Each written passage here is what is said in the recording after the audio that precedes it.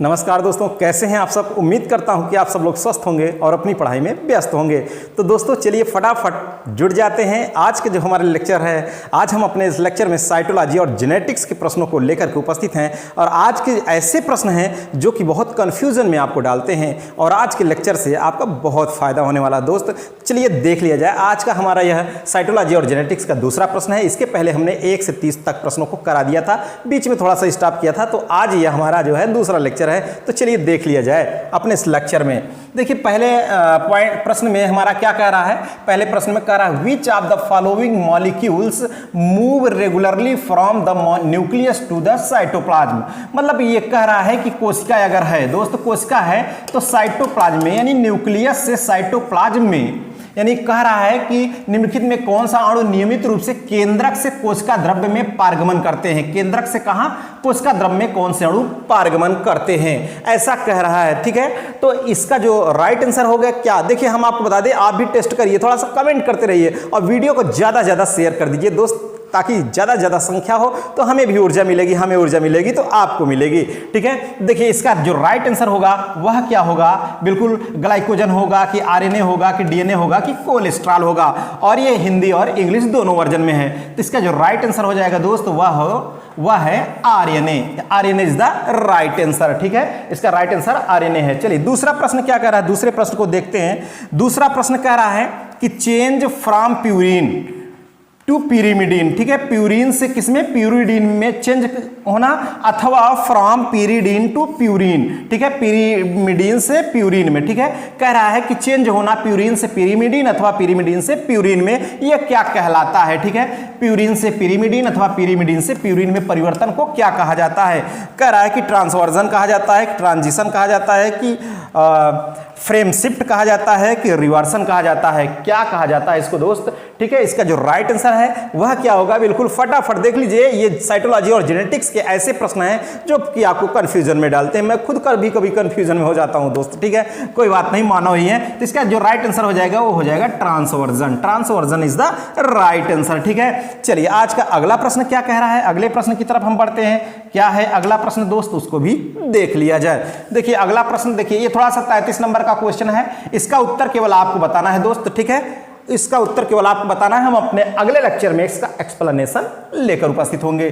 देख लीजिए, कह रहा an arrangement of homologous pair of chromosome is called. ठीक है, समान जोड़ी के गुणसूत्रों को क्रमबद्ध करने को क्या कहा जाता है। समान जोड़ी के गुणसूत्रों को क्रमबद्ध तरीका से बनाना क्या कहलाता है। ठीक है, हमारे हिसाब से तो इसमें उपयुक्त में से कोई नहीं होना चाहिए, लेकिन आपके हिसाब से क्या होता है दोस्त, कमेंट बॉक्स में कमेंट जरूर करिएगा और लास्ट में जब ऑफलाइन हो जाएगा तब भी कमेंट जरूर करिएगा दोस्त। ठीक है, चलिए अगला प्रश्न क्या कह रहा है उसको भी देख लिया जाए। देखिए कह रहा है कि heterochromatin is generally inert because, कह रहा है कि हेट्रोक्रोमैटिन निष्क्रिय होते हैं। आप जानते हैं कि जो क्रोमोसोम्स होते हैं वो क्रोमैटिन और यूक्रोमैटिन और हेट्रोक्रोमैटिन दो प्रकार के होते हैं। यूक्रोमैटिन क्या होते हैं, वो सत्य होते हैं, वही जेनेटिकली जो है एक पीढ़ी से दूसरी पीढ़ी में आनुवंशिक लक्षणों को ट्रांसफर करते हैं। हेट्रोक्रोमैटिन से कहते हैं जो थोड़ा सा गाढ़े होते हैं। ठीक है, अगर बना दिया ये क्रोमोसोम्स हैं, अगर यहाँ पर थोड़ा सा इसकी मोटाई बढ़ गई तो हेट्रोक्रोमैटिन है, अगर पतले हैं तो वो क्या है, यूक्रोमैटिन है। तो कह रहा है कि हेट्रोक्रोमैटिन निष्क्रिय होते हैं। क्यों निष्क्रिय होते हैं, ये निष्क्रिय होते हैं क्यों, कह रहा है कि यह केंद्रिका के चारों तरफ पाए जाते हैं। इसमें डीएनए और आरएनए दोनों की थोड़ी मात्रा पाई जाती है। कह रहा है कि अगला, इसमें डीएनए लघु मात्रा में और आरएनए दीर्घ मात्रा में पाए जाते हैं। फिर कह रहा है कि इनमें आरएनए की मात्रा लघु होती है, डीएनए की मात्रा दीर्घ होती है। इसका राइट आंसर क्या हो जाएगा, फटाक से बताइए दोस्त। ठीक है, इसका जो राइट आंसर हो जाएगा हम आपको बता दें, इसका राइट आंसर है D is the right answer. ठीक है, D is the right answer. चलिए अगला जो प्रश्न कह रहा है, अगले प्रश्न की तरफ हम बढ़ते हैं कि हमारा अगला प्रश्न क्या है, उसको भी देख लिया जाए। ठीक है, फटाफट वीडियो को आप लोग शेयर करते रहिए दोस्तों। संख्या थोड़ा सा दिखाइए, संख्या दिखेगी तो हम भी दिखेंगे, बार बार दिखेंगे, एक दिन में 2-2 लेक्चर लेकर के उपस्थित होंगे। ठीक है, देखिए कह रहा है कि डबल हेलिकल स्ट्रक्चर, ये डबल हेलिकल स्ट्रक्चर कह रहा है, ऐसा जो आप बनाते हैं। ठीक है, ATGC आप इस तरीके से डबल बॉन्ड और GC से ट्रिपल बॉन्ड द्वारा जुड़ता है, ऐसा कह रहा है जो डबल हेलिकल स्ट्रक्चर होता है डीएनए का वो आज गिवन बाय डीएनए की द्विकुंडलीनुमा संरचना किसने दी थी, डीएनए की डबल कुंडलीनुमा संरचना किसने दी थी, डबल हेलिकल स्ट्रक्चर। ठीक है, इसका कह रहा है वाटसन और क्रिक ने दिया था, फ्रैंकलिन ने दिया था, जीजे मेंडल ने कि मोजेस ने दिया था, किसने दिया था दोस्त। ठीक है, इसका जो राइट आंसर हो जाएगा वह क्या होगा, बिल्कुल कमेंट करते रहिए फटाफट, बिल्कुल बहुत ही सुंदर।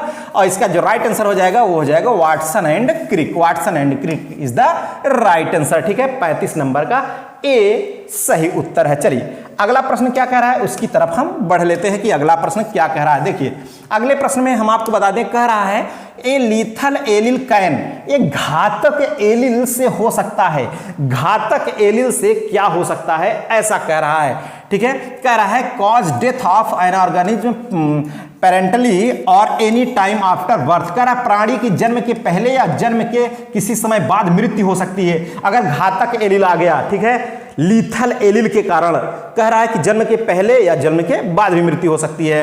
अगला कह रहा है प्राणी की अत्यधिक वृद्धि हो जाती है, कि प्राणी बुद्धिमान हो जाता है, कि कार्य की प्रक्रिया का उन्नयन हो जाता है। तो इसका राइट आंसर क्या होगा भाई, ये बहुत इंपॉर्टेंट क्वेश्चन है, बहुत इंपॉर्टेंट क्वेश्चन है दोस्त, इसको आप ध्यान से देखिए। इसका राइट आंसर क्या हो जाएगा, ए इज द राइट आंसर। ठीक है, प्राणी की जन्म के पहले या जन्म के किसी समय बाद मृत्यु हो सकती है अगर लीथल जीन आ गया तो। ठीक है, चलिए अगले प्रश्न की बात करते हैं कि अगला प्रश्न हमारा क्या कह रहा है उसकी तरफ हम बढ़ लेते हैं। देखिए अगला प्रश्न क्या कह रहा है, इसको देखिए, कह रहा है कि cristae found in which cell organelle. ठीक है, क्रिस्टी किस कोशिकांग में पाई जाती है, कह रहा क्रिस्टी किस कोशिकांग में पाई जाती है। आप जानते हैं, ठीक है, क्रिस्टी क्या है, एक उंगलीनुमा संरचना है, उभारनुमा संरचना है। ठीक है, अब ये बताइए किस में पाई जाती है, कि राइबोसोम में होती है, केंद्रक में होती है, कि इंडोप्लाज्मिक रेटिकुलम में, कि माइटोकांड्रिया में। ठीक है, राइबोसोम, न्यूक्लियस, इंडोप्लाज्मिक रेटिकुलम और माइटोकांड्रिया। इसका राइट आंसर क्या होगा।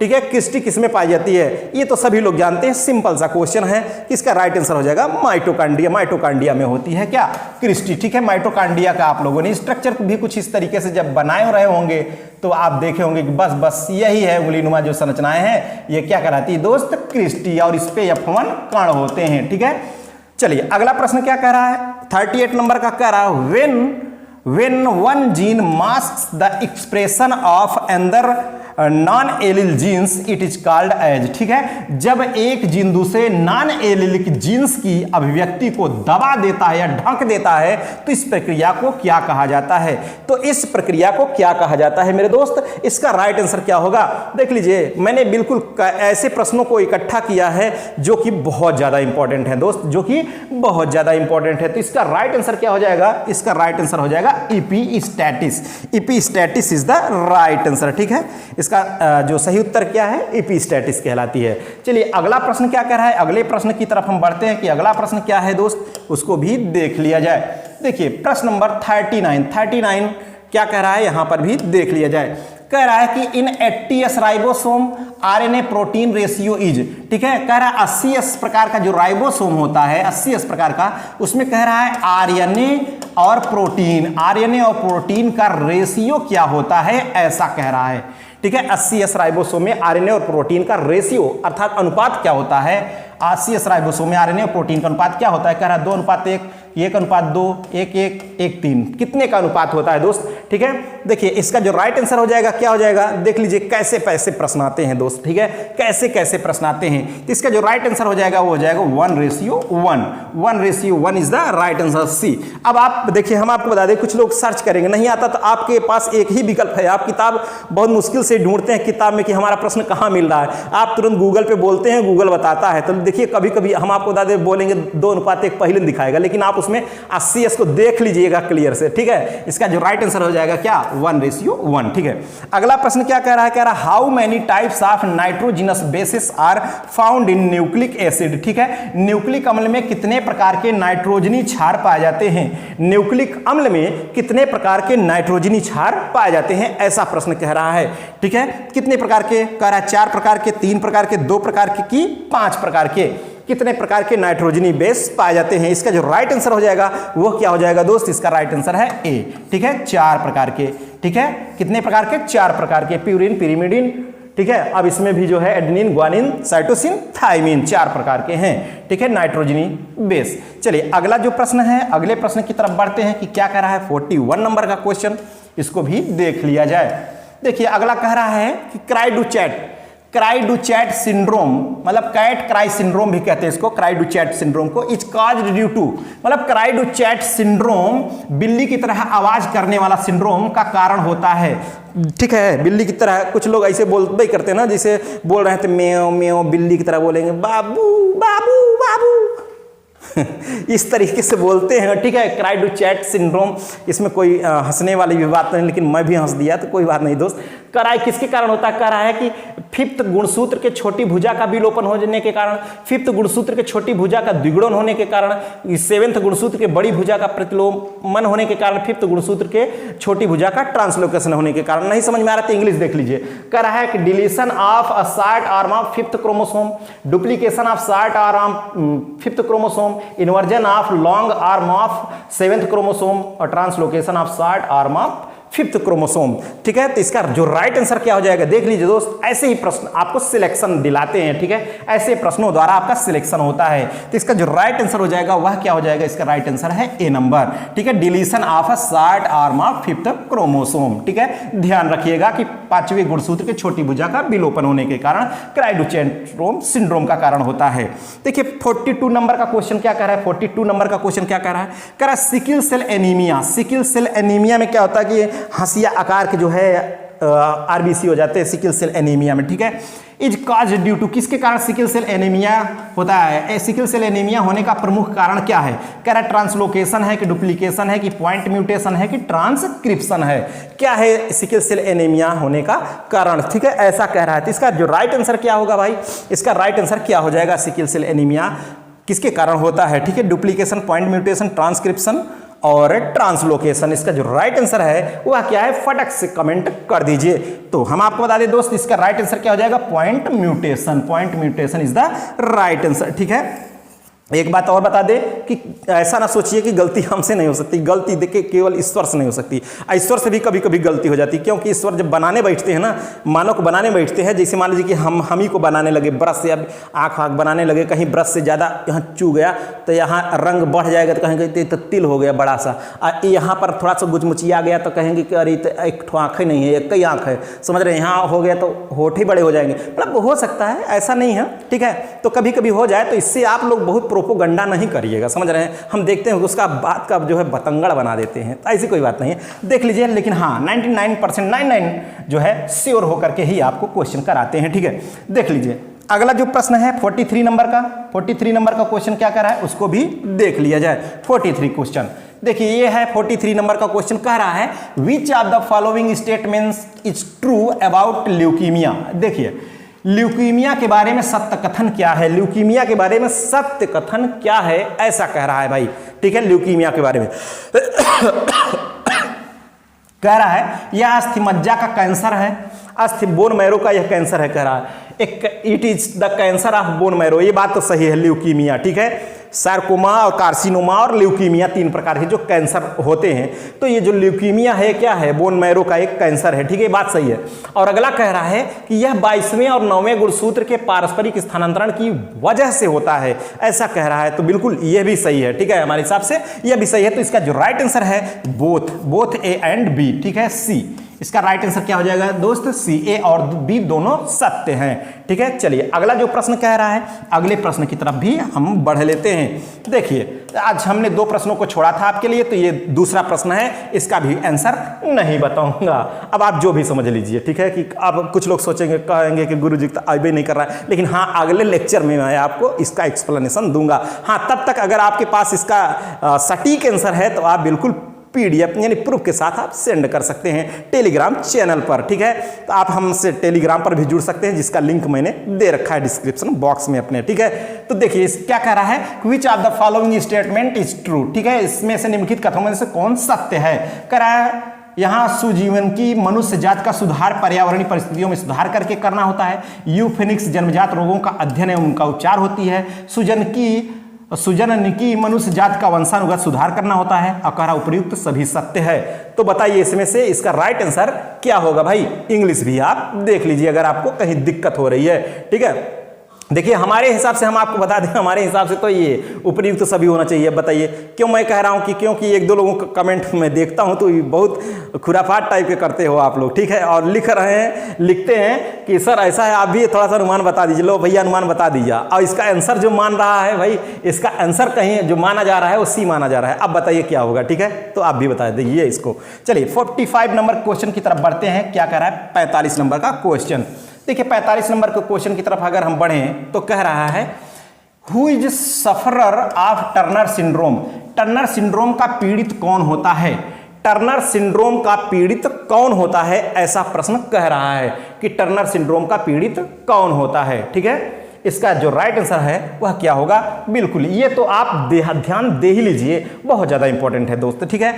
देखिए इसका जो राइट आंसर है वह है केवल महिला, ओनली फीमेल होती हैं, ठीक है, टर्नर सिंड्रोम से पीड़ित होती हैं। केवल कौन, केवल महिला, ठीक है। चलिए अगला प्रश्न क्या कह रहा है, अगले प्रश्न की तरफ बढ़ते हैं, देख लिया जाए इसको अगले प्रश्न को। देखिए 46 नंबर का क्वेश्चन क्या कह रहा है, इसको ध्यान दीजिए। कह रहा है when the genotypic and phenotypic ratio are the same, जब जीनोटाइपिक और फिनोटाइपिक रेशियो सेम हो, which type of allelic gene interaction involve, ठीक है। कह रहा है जब जीनोटाइपिक और फिनोटाइपिक अनुपात समान हो तो कौन सा एलिलिक जीन अंतराक्रिया होती है, कौन सी अंतराक्रिया होती है, ऐसा कह रहा है, ठीक है। 46 का जो आंसर होगा वह क्या होगा, दोनों, ठीक है। तो इसका जो राइट आंसर है वह क्या हो जाएगा भाई।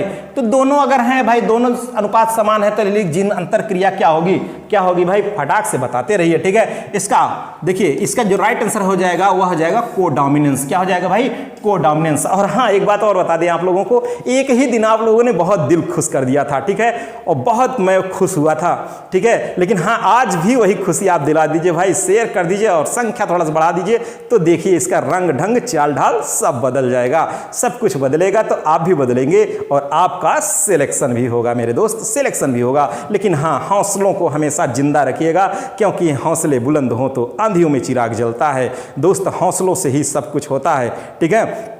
चलिए देख लिया जाए अगला प्रश्न क्या कह रहा है, 47 नंबर का क्वेश्चन। देखिए 47 नंबर का क्वेश्चन क्या कह रहा है कि साइटोप्लाज्मिक अथवा मैटरनल इनहेरिटेंस इन्वॉल्व, ठीक है, विच टू सेल्स ऑर्गेनेल्स। कह रहा है कोशाद्रव्यी मातृत्व वंशानुगत में कौन से दो कोशिकांग सम्मिलित हैं, ठीक है, कौन से दो कोशिकांग सम्मिलित हैं, कह रहा है। इस प्रश्न को आप बार बार देख लीजिए, बहुत ज्यादा इंपॉर्टेंट है मेरे दोस्त, बहुत ज्यादा इंपॉर्टेंट है यह क्वेश्चन, ठीक है। कह रहा है कि साइटोप्लाज्मिक मैटरनल इनहेरिटेंस कोशिका द्रव्यी मातृत्व वंशानुगत में कौन से दो कोशिकांग सम्मिलित हैं, इस बात को आप ध्यान रखिएगा, बहुत ज्यादा इंपॉर्टेंट है ये, ठीक है। इसका जो राइट आंसर हो जाएगा, कह रहा है ribosome, lysosome, chloroplast, endoplasm, reticulum, Golgi body, mitochondria, chloroplast और माइटोकॉन्ड्रिया। तो इसका राइट आंसर डी है भाई।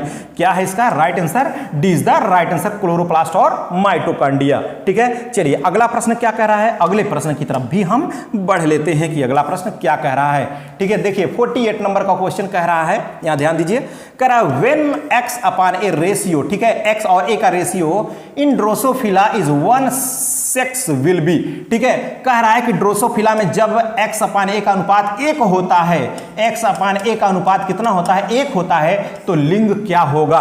कह रहा है तो क्या लिंग होगा ड्रोसोफिला में जब x अपान a का अनुपात 1 होता है, तब लिंग क्या होगा, ऐसा कह रहा है, ठीक है। तो बताइए क्या होगा भाई। देख रहे हैं आप इस टाइप के क्वेश्चंस आ जा रहे हैं। तो इसका जो राइट आंसर है हम आपको बता दें, इसका राइट आंसर फीमेल होगा। क्या होगा भाई, फीमेल होगा, मादा होगी। क्या होगी, मादा होगी, ठीक है। चलिए अगले प्रश्न की हम बात करते हैं। अगला प्रश्न हमारा क्या कह रहा है, कह रहा है who is called father of human genetics.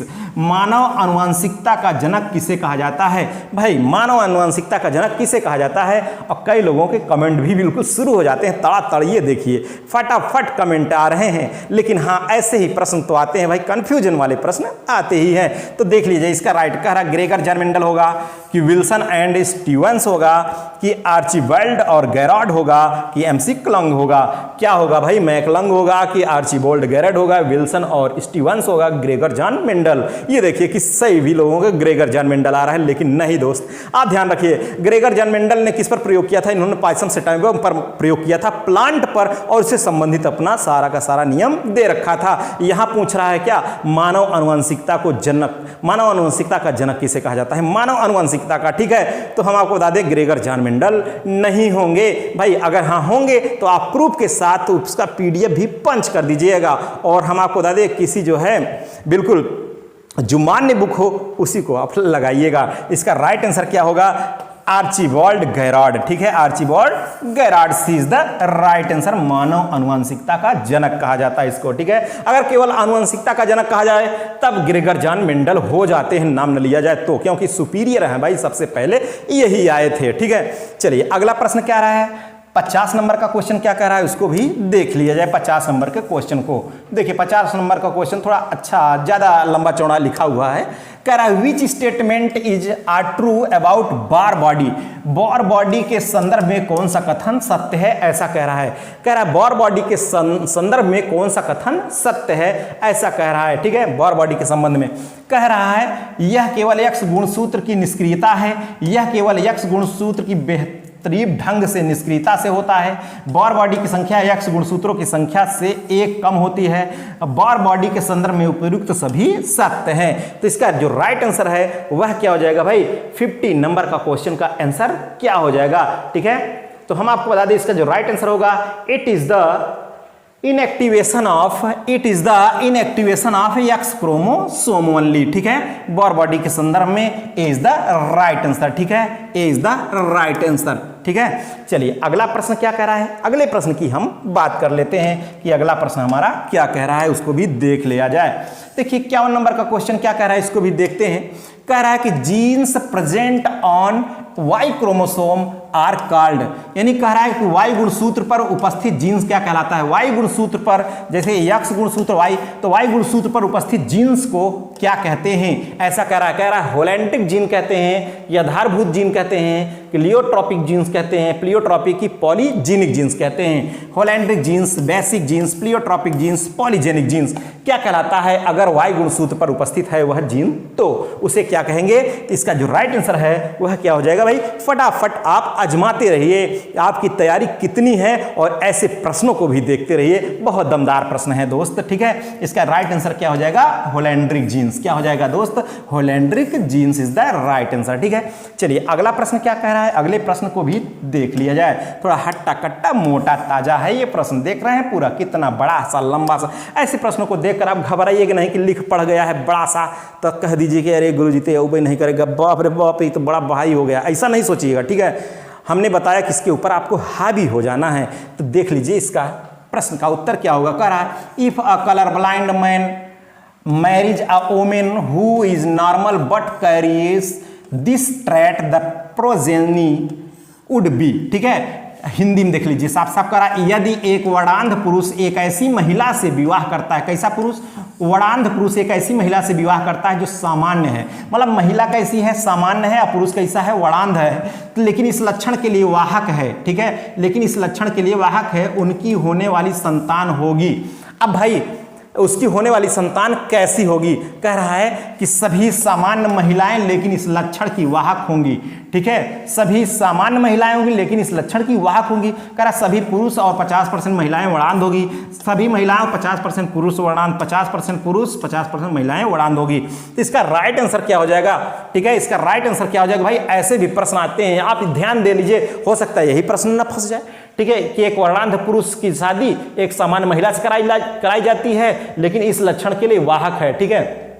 कौन वाहक है, ये महिला, कह रहा है कि सामान्य है लेकिन इस लक्षण के लिए वाहक है, ठीक है। अब पुरुषवा कैसे है, पुरुषवा वर्णांध है, समझ रहे हैं। अब महिला कैसे है, अब महिलवा जो है ये जो है सामान्य है और लेकिन ये वाहक भी है। तो हम आपको बता दें इसका जो राइट आंसर हो जाएगा वो हो जाएगा क्या, all normal females but carrier of the traits, सभी सामान्य महिलाएं होंगी लेकिन इस लक्षण की क्या होंगी, वाहक ही होंगी, ठीक है। चलिए अगला प्रश्न क्या कह रहा है भाई, 53 नंबर की तरफ बढ़ लेते हैं। 53 नंबर का क्वेश्चन क्या कह रहा है, देखिए कह रहा है कि lampbrush in lampbrush chromosomes, lampbrush गुणसूत्र में क्या होता है लैम्ब सूत्र में कह रहा है chromosome synthesise mRNA, chromosome are inactive, loops synthesise mRNA, loops are inactive. क्या होते हैं भाई?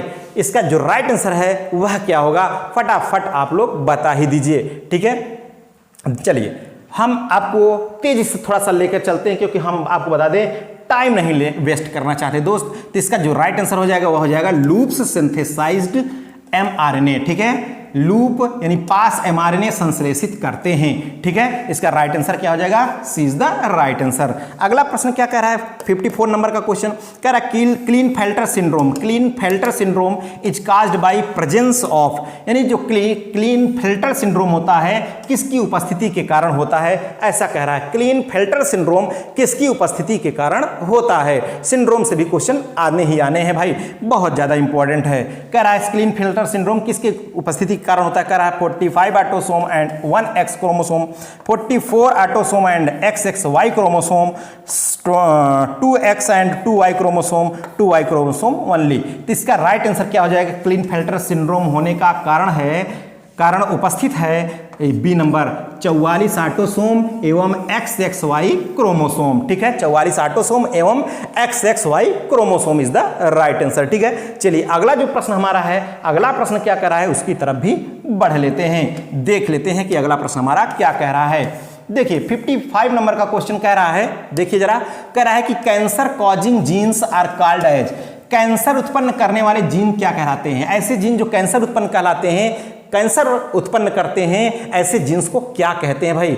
कैंसर उत्पन्न करने वाले जीन को क्या कहते हैं? फटाफट आप लोग कमेंट करते रहिए भाई, कमेंट करते रहिए भाई। कुछ लोग तो बिल्कुल रेगुलर हैं, बहुत पहले से ही रेगुलर हैं और उनका सिलेक्शन तो श्योर ही है, श्योर सिलेक्शन है। ठीक है, हाँ निराश नहीं होगे। कुछ लोग हैं ऐसे कि दूसरों को देख करके जब परीक्षा आ जाएगी तभी क्या क्या पढ़ लें, बैठेंगे किताब पढ़ने तो ये भी पढ़ लें वो भी पढ़ लें, नहीं, उस तरह से आप भ्रम में आ जाएंगे। अपने आप को शांत होकर के देखिए भाई, स्थिरता से देखिए। तो इसका जो राइट आंसर है वह क्या हो जाएगा? बहुत लोगों का जो राइट आंसर आ रहा है oncogenes is the right answer. ठीक है, oncogene is the right answer.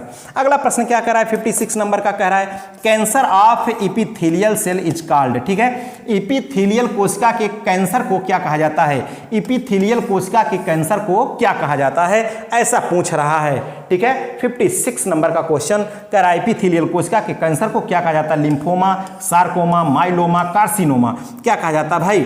ठीक है, कैंसर ऑफ इपिथेलियल सेल्स, इसको क्या कहा जाता है? तो हम आपको बता दें दोस्त, देखिए फटाफट आपको बता दें, बिल्कुल कई लोगों के आंसर सही भी आ रहे हैं भाई, सही भी आ रहे थे। D is the right answer, carcinoma, carcinoma is the right answer. ठीक है, चलिए अगला प्रश्न देखते हैं। 57 नंबर का क्वेश्चन क्या कर रहा है उसको भी देख लिया जाए। 57 नंबर का क्वेश्चन देखिए क्या कह रहा है, कह रहा है कि P53, ठीक है, फास्फोरस 15 दूना 30, यहाँ P53 protein is involve in cellular process. ठीक है, कह रहा है P53 प्रोटीन कोशिकीय प्रक्रिया में सम्मिलित रहता है। किस प्रकार की कोशिकीय प्रक्रिया में सम्मिलित रहता है, ऐसा कह रहा है। किस प्रकार की कोशिकीय प्रक्रिया में सम्मिलित रहता है? कह रहा है act as check point in cell cycle, replication, protein synthesis, cellular reproduction. ठीक है, तो इसका जो राइट आंसर है वह क्या हो जाएगा मेरे दोस्त? इसका राइट आंसर देख रहे हैं, बहुत थोड़े कठिन क्वेश्चन है, लेकिन कठिन नहीं है, पढ़ेंगे तो सरल ही है। ठीक है, इसका राइट आंसर क्या हो जाएगा? कोशिका चक्र में नाकेबंदी की तरह यह क्या सम्मिलित होता है, act as check point of cell cycle. ठीक है, अगला प्रश्न देखें जरा। 58 नंबर का क्वेश्चन कह रहा है पॉलीटीन क्रोमोसोम, अभी लैंप ब्रूस आया था, अब पॉलीटीन आ गया। ठीक है, कह रहा है polytene chromosome was discovered by, polytene chromosome खोजा गया था, किसके द्वारा खोजा गया था? पॉलीटीन क्रोमोसोम किसके द्वारा खोजा गया था, ऐसा कह रहा है W Waldeyer, Robert Hooke, Balbiani, E G Balbiani और टी ए ब्राउन, किसके द्वारा खोजा गया था? तो इसका जो राइट आंसर है जी बिल्कुल सी, इजी बेल बियानी द्वारा खोजा गया था। बेल, आप सोचेंगे बेल बियानी नाम है भाई इनके, बेल बियानी। ठीक है, चलिए 59 का क्वेश्चन नंबर क्या कह रहा है, 59 को भी देख लिया जाए। 59 नंबर का क्वेश्चन देखिए क्या कह रहा है। 59 नंबर क्वेश्चन कह रहा है what is the dimension of a cell, एक कोशिका का आयाम क्या होता है? एक कोशिका का आयाम क्या होता है, ऐसा कह रहा है 10 मिलीमाइक्रॉन से 0.2 मिलीमाइक्रॉन, 100 मिलीमाइक्रॉन से 10 मिलीमाइक्रॉन, 200 मिलीमाइक्रॉन से 1 मिलीमाइक्रॉन। इसका देखिए हम आपको बता दें, इसका जो रेंज यहाँ पर दे रखा है होता कितना है? 10 मिलीमाइक्रॉन 100 मिली माइक्रॉन इतना होता है। अब यहाँ देख लीजिए मिल रहा है नहीं मिल रहा है ना कोनों से। अब इसका आप आंसर क्या लगाओगे, क्या लगाओगे भाई बताइए, फटाक से आप बताइए। हमारे हिसाब से देखिए ऑप्शन के अनुसार तो ये होना चाहिए 100 से कितना 10 होना चाहिए। आपके हिसाब से क्या होना चाहिए, डी होना चाहिए। अगर होना चाहिए तो बताइए, लेकिन हम आपको बता दें इसका राइट आंसर क्या हो जाएगा 100 से 10। ठीक है। Synthesis of ribosome takes place in, कह रहा राइबोसोम का संश्लेषण कहाँ होता है, राइबोसोम का संश्लेषण कहाँ होता है, यह प्रश्न है 60 नंबर का। ठीक है, 60 नंबर का। राइबोसोम का संश्लेषण कहाँ होता है, कह रहा केंद्रक में होता है कि केंद्रिका में होता है कि कोशिका द्रव्य में कि गाल्जी काय में, किस में होता है राइबोसोम का संश्लेषण। ठीक है, राइबोसोम सबसे छोटा कोशिकांग है मेरे दोस्त, और ये जो न्यूक्लियर विहीन होता है, मतलब इसमें केंद्रक कला नहीं होता है, सबसे छोटा कोशिकांग है। ठीक है, प्रोटीन संश्लेषण की इकाई कहा जाता है। तो ये कहाँ होता है इसका संश्लेषण, न्यूक्लियोलस में। कहाँ होता है मेरे दोस्त, nucleolus is the right answer, B is the right answer. ठीक है, चलिए दोस्त आज के हमारे इस लेक्चर में बस यहीं तक, फिर आप लोगों से मिलेंगे अगले लेक्चर को। लेकिन हाँ ठीक है, इसी तरीके से आप लोगों को बस सपोर्ट बना रहे, प्यार बना रहे, बस मजा आएगा। अभी ये 100 प्रश्नों की हमारी सीरीज है दोस्त, 1 से 30 तक हमने करा दिया था, और यह कहाँ से है कहाँ तक आ गया, यह भी 30 प्रश्न है, अभी बचे 40 प्रश्न। 40 प्रश्नों फिर से लेकर के आएंगे नेक्स्ट डे में। चलिए आज की हमारी क्लास में बस यहीं तक, फिर मिलेंगे नेक्स्ट क्लास के साथ। Okay, thank you.